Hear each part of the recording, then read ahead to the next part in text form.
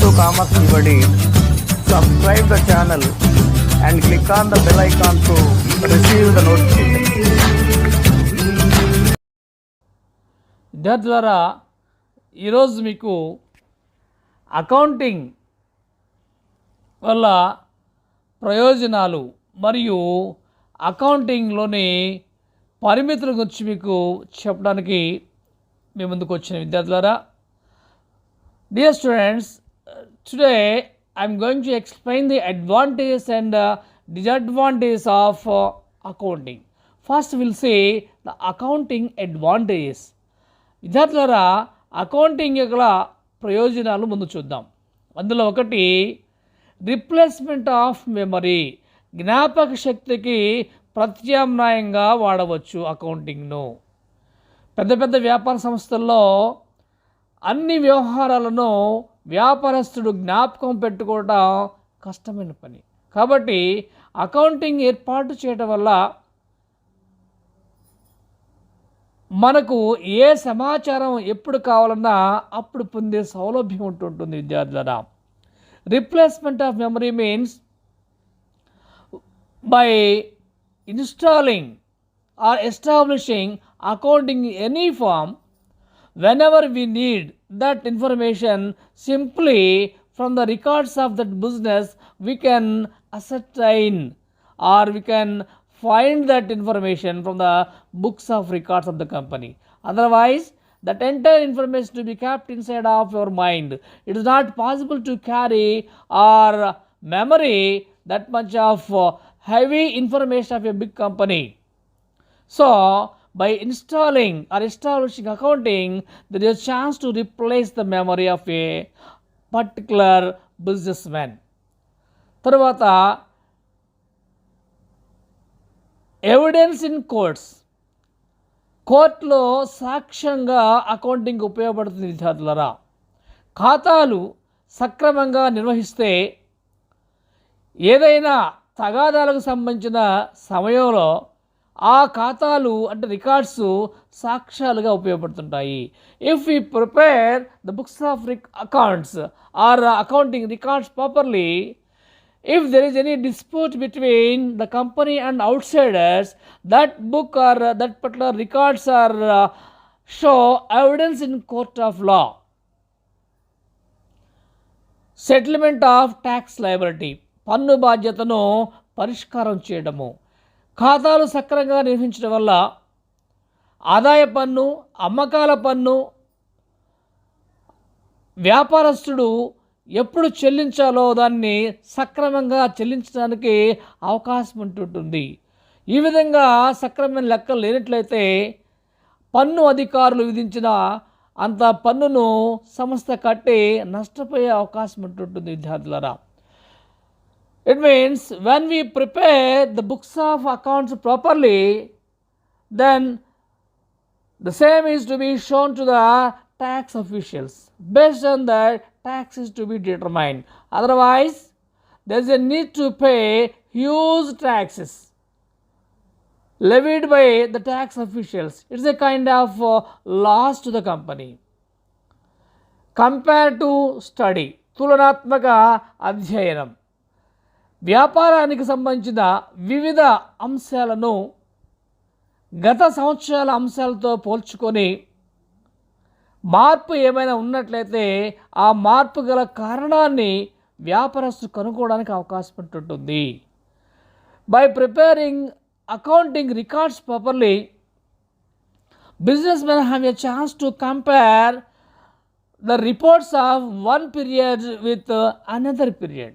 While comparing that statements of one period with another period, if there is any change, that change is to be analyzed. For what for that change occurred is to be determined the businessman properly. Next, sale of business, వ్యాపారము అమ్మడానికి. ఖాతాలు సక్రమంగా నిర్వహిస్తే వ్యాపారస్తుడు ఎప్పుడైనా తన వ్యాపారాన్ని అమ్మాలనుకున్నప్పుడు అమ్మకపు ధరను నిర్ధారించడానికి ఉపయోగపడుతుంటుంది. It means when accounting records are prepared properly for sale of his business, those records are to be used. It means as and when he wants to sell his business, to find the selling price, these records to be very helpful because all the records are updated. Next, assistance to the insolvents. దివాలా తీసిన వ్యక్తికి సహాయపడటము. ఒక వ్యక్తి ఖాతాలను సక్రమంగా నిర్వహిస్తూ ఉంటే దురదృష్టవత్తు అతను దివాలా కోరుగా మారినట్లయితే ఖాతాల ఆధారంగా గతానికి సంబంధించిన వివిధ అంశాలను వివరించడానికి సహాయపడుతుంది. కొత్త జీవితాన్ని ప్రారంభించడానికి ఖాతా పుస్తకాలు ఉపయోగపడుతుంటాయి. It means if books of records are prepared correctly or properly, when a person becomes as insolvent, those books are to be shown to the court of law as an evidence. And by showing that all records to the court, he may become or he may discharge from his liabilities. Otherwise, it is not possible to provide evidence to the court of law to become as insolvent. Helpful to various persons. వివిధ రకాల వ్యక్తులకు సహాయపడటము. Accounting వివిధ రకాల వ్యక్తులకు అంటే యజమానులకు, రుణదాతలకు, ప్రభుత్వానికి, మేనేజర్లకు, పరిశోధకులకు, పబ్లిక్కు, ఉద్యోగస్తులకు, వ్యాపార సంస్థ యొక్క ఆర్థిక స్థితికి సంబంధించిన సమాచారాన్ని చేరవేయడానికి లేదా అందించడానికి ఈ అకౌంటింగ్ అనేది చాలా ఉపయోగకరంగా ఉంటుంటుంది. Accounting information is helpful to various persons for their requirements. It means accounting information should be helpful to the owners of the business to know their profit, or to the creditors, or to government, or to managers, or to research scholars, and to general public, and to the employees of the concern. To fulfill all the requirements, that accounting information is enough for their actual requirements or requirements according to the situation. These are various kinds of advantages, my dear students. Now we'll see about the disadvantages of accounting. విద్యార్థులారా, అకౌంటింగ్లో ఉండే ప్రయోజనాలు చూసాం ఇప్పటివరకు మనము. ఇప్పుడు accounting యొక్క పరిమితులు ఏంటో చూద్దాం విద్యార్థులారా. పరిమితులు అంటాం వీటిని. Records only monetary transactions. Accounting యొక్క పరిమితుల్లో ఒకటి, ద్రవ్య రూపంలోనే కొలవడానికి వీలున్న వ్యవహారాలను మాత్రమే రికార్డ్ చేస్తుంటుంది. Accounting records only monetary transaction of the business concern. That non monetary transactions are not recorded. వ్యాపారంలో సహజంగా ఆర్థిక వ్యవహారాలు మాత్రమే, డబ్బు రూపంలో కొలవడానికి అవకాశం ఉన్న వ్యవహారాలు మాత్రమే నమోదు చేస్తుంటాము. డబ్బుతో కొలవని వ్యవహారాలు కూడా ఉంటాయి, వాటిని నమోదు చేయడానికి ఈ అకౌంటింగ్లో అవకాశం లేదు విద్యార్థులారా. ఇది ఒక రకమైన లోపము. Effects of price level changes not considered.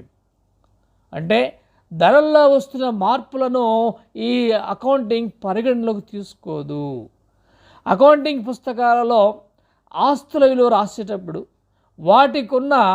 వాటిని కొన్న విలువకు మాత్రమే లెక్కలో తీసుకోవడం జరుగుతుంది.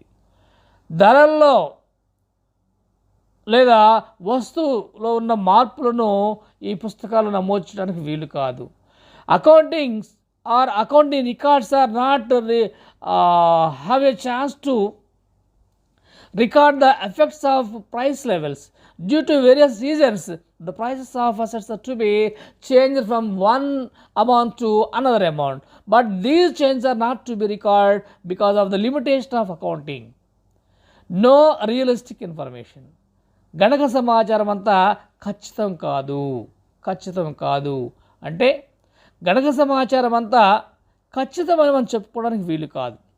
ఎందుకంటే గణక నివేదికలను తయారు చేసేటప్పుడు కొన్ని భావనలు లేదా సాంప్రదాయాలు పాటించడం అనేది చేస్తుంటారు. ఆయా భావనలు లేదా సాంప్రదాయాల ప్రకారము కొన్ని సందర్భాల్లో కొన్ని మినహాయింపులు కూడా ఉంటుంటాయి. ఉదాహరణకి గతిశీల సంస్థ భావన అనేది సంస్థ చాలా కాలం కొనసాగుతుందని, కాబట్టి ఆస్తులు కొనదొరికే పుస్తకాల్లో నమోదు చేయాలని సూచిస్తుంటుంది. Dear students, accounting information is not realized accordingly because that accountant who make that accounts are having some kind of bias.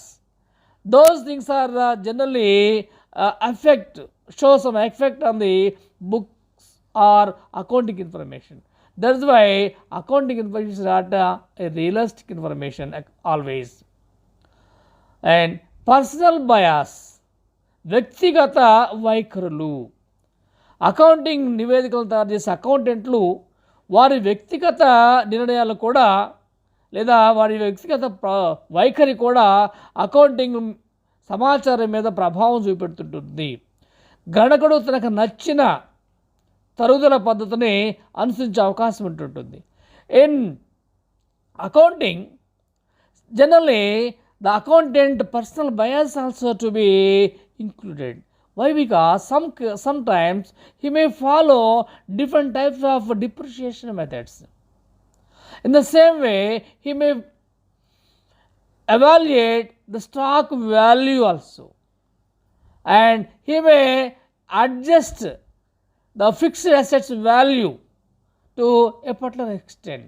That's why personal bias also affect on the accounting statements. Permits alternative treatment. ప్రత్యామ్నాయ పద్ధతులను ఆచరణకు అవకాశం కల్పించటము.